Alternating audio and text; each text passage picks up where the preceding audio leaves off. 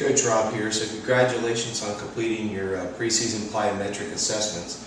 I wanted to now give you a little bit of insight as to what do these numbers mean for you. As we said in your spreadsheet, we're really trying to test three specific energy systems in the body. First one is going to be muscular power and strength.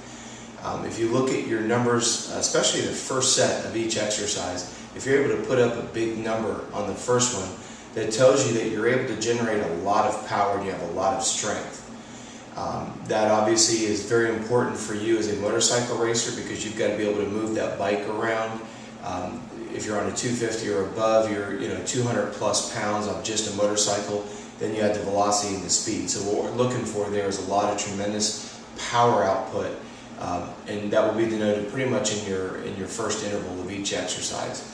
The second energy system we look at is going to be muscular endurance, and the key is after you look at set 1 and then go to set 2 and then to set 3, what we're looking for is how much of a deviation do you have between your smallest number and your biggest number. You'll notice on your spreadsheet there you've got a sum total and you've got a deviation line there. The indicator of muscular endurance would be if you put up a big number on set number 1, you'd be within 2 or 3 of those on set number 2, and again maybe 2 or 3 of those on set number 3. That would tell you that you have good muscular endurance. Now in the contrast of that, if you go from a big number, let's say 30 repetitions of something, whether it's push-ups or pull-ups or whatever, in 30 seconds, which is very, very fast, okay? If you go 30, 25, 7, then you know that you don't have a lot of muscular endurance. The other thing to look at too is also look from set to set.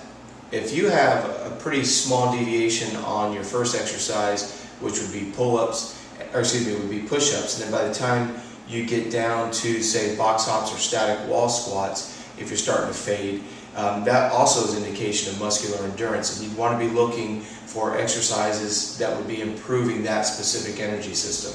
So the first one is going to be force, the second one is going to be muscular endurance, the third one is lactate tolerance. But you notice that there's 10 exercises from your balance challenge all the way to your 500 meters. Now again, remember this is an abbreviated series of exercises, but the point is still the same.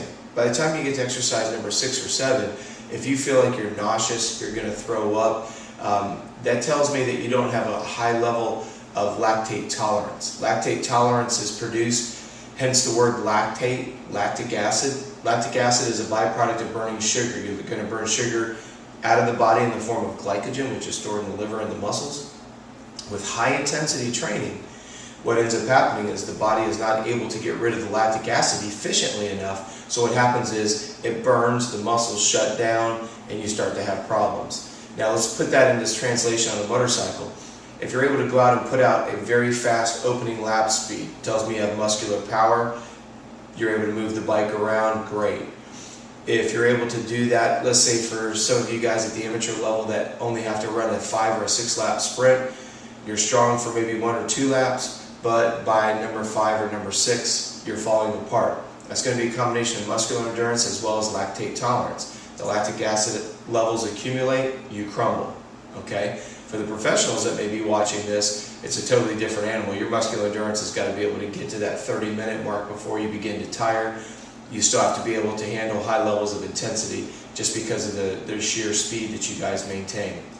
So I wanted to go through those 3 elements of muscular strength, muscular endurance, and lactate tolerance as it relates to these 10 exercises. Okay?